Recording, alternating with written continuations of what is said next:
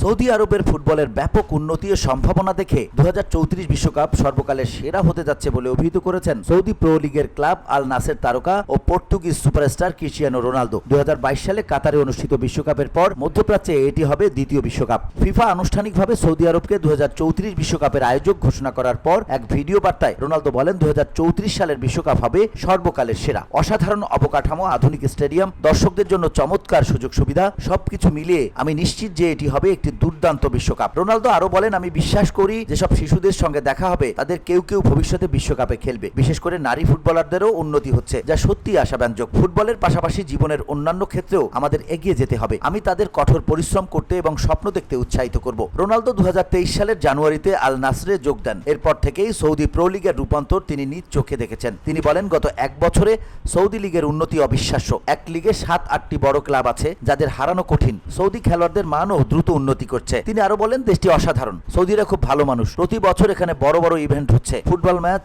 Boxing সহ নানা ধরনের বিনোদনমূলক আয়োজন। সৌদি আরবের ভবিষ্যৎ উজ্জ্বল এবং এই সাফল্যের অংশ হতে পেরে আমি খুশি। বিশ্বকাপের সময় আমি এখানেই থাকবো। বর্তমানে বিশ্রামে থাকা রোনালদো জানুয়ারিতে মাঠে ফিরবেন। তার ক্লাব আল নাসেরের পরবর্তী ম্যাচ 9 জানুয়ারি আল ওকদুদের বিপক্ষে।